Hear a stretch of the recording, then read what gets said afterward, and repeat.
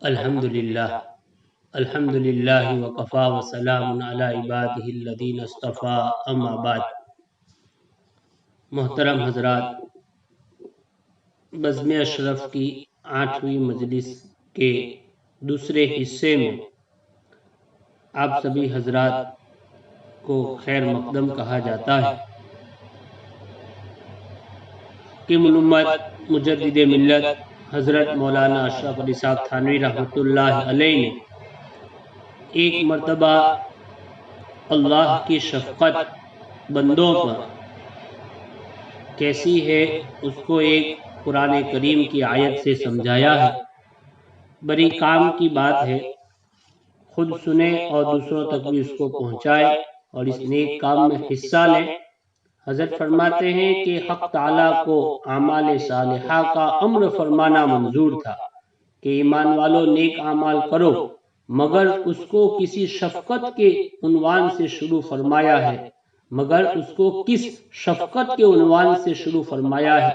چنانچہ فرماتے ہیں اللہ رب العزت، یا ایھا الذین آمنوا کلوا من طیبات ما رزقناکم واشکروا للہ ان کنتم ایاہ تعبدون۔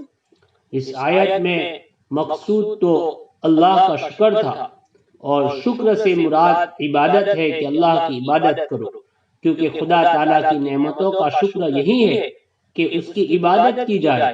مگر اس حکم سے پہلے فرماتے ہیں کہ کلوا من الطیبات ما رزقناکم، یعنی مسلمانوں ہم نے تم کو جو کچھ پاکیزہ چیزیں عطا کی ہے ان کو کھاؤ پیو۔ اس کے بعد فرماتے ہیں واشکروا للہ، یعنی اور ان نعمتوں کو کھا پی کر خدا کا شکر بھی کیا کرو۔ تو دیکھیے بلا شبہ یہ ایسی ہی صورت ہے کہ جیسے باپ کو یہ منظور ہو کہ بیٹے کا سبق سنے تو وہ اس کو بلا کر کہتا ہے کہ آؤ بیٹا یہ لڈو مٹھائی کھا لو، ہم تمہارے واسطے لائے ہیں۔ پھر مٹھائی دے کر کہتا ہے کہ اچھا سبق تو سنا دو، ہم تمہیں پھر بھی مٹھائی دیں گے دوبارہ۔ وہی صورت یہاں ہے کہ پہلے تو پاکیزہ نعمتوں کو کھانے کا حکم فرمایا، پھر عبادت کا حکم فرمایا، اور عبادت پر بھی مٹھائی دینے کا وعدہ کیا ہے، اور وہ کیا ہے؟ وہ ہے جنت۔ سبحان اللہ، اس شفقت کی بھی کہ کچھ انتہا ہے۔ باپ کو تو بیٹے کے سبق سننے سے کچھ اپنی غرض بھی مد نظر ہوتی ہے، اور وہ یہ امید کرتا ہے کہ لڑکا فائق اور لائق ہو جائے تو کچھ کمانے لگے گا اور بڑھاپے میں میرے کام آئے گا، میری خدمت کرے گا۔ مگر حق تعالیٰ کو ہماری عبادت سے کچھ بھی غرض نہیں، عبادت کا جو نفع ہے ہم کو ہی ہے، اور اگر عبادت نہ کرے تو نقصان بھی ہمارا ہے۔ تمام مخلوق اگر عابد زاہد ہو جائے تو خدا کی سلطنت و عظمت میں اس سے کچھ زیادتی نہ ہوتی، اور اگر ساری سرکش ہو جائے اس کی عظمت میں کچھ کمی نہ آتی۔ بس حق تعالیٰ کو انسان کے ساتھ جس قدر شفقت ہے اور محبت ہے وہ محض بے غرض ہے۔ پھر حق تعالیٰ حاکم بھی ہے، حاکم ہونے کی حیثیت سے ان کو اس کی کیا ضرورت تھی کہ اس طرح ہمیں پھسلا کر حکم دے اور محبت کر کے ہمیں حکم دے۔ اگر وہ حاکمانہ طریقے پر اللہ ہمیں کہہ دے کہ ہماری عبادت کرو ورنہ تم کو جیل خانہ بھیج دیا جائے گا، تو اس سے ان کو کون چیز مانے تھی؟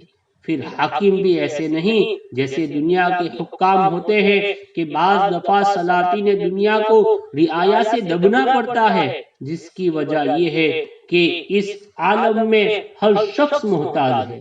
سلاطین اپنی سلطنت کے بقا میں رعایا کے محتاج ہے، اگر رعایا آمادہ بغاوت ہو جائے تو ان کی سلطنت کا خاتمہ ہو جاتا ہے، لیکن اللہ ایک ذرہ ان کی مشیت کے بغیر نہیں ہل سکتا، ایسا اللہ ہے۔ اگر تمام عالم آمادہ بغاوت ہو جائے تو وہ ایک دم میں سب کو ہلاک کر کے دوسری مخلوق کو پیدا کر سکتا ہے، اور اس کو اس کی ضرورت نہیں۔ وہ اگر چاہے تو کسی کی مجال نہیں کہ سرکشی کر سکے۔ یہ ایسی اللہ رب العزت کی ذات ہے۔ پس حق تعالیٰ ایسے غنی ہے کہ ان سے زیادہ غنی نہیں، مگر باوجود اس گناہ کے اس درجہ وہ ہم سے محبت کرتا ہے، اور باوجود اس طاقت کے اور حکمت کے حاکم ہونے کے اس درجہ وہ ہم سے شفقت کرتا ہے کہ ماں باپ کو بھی اولاد سے وہ شفقت نہیں ہے جو حق تعالیٰ کو اپنی مخلوق سے ہے۔ یہ حضرت والا کی بات ختم ہوئی۔ بڑی پیاری بات حضرت نے فرمائی، اللہ کی شفقت بندوں کے ساتھ کس درجہ ہے، بہت بہترین بات ہے۔ اس کو خود سنیں، عمل کریں اور دوسروں تک اس کو پہنچائیں۔ جزاک اللہ۔ السلام علیکم ورحمۃ اللہ وبرکاتہ۔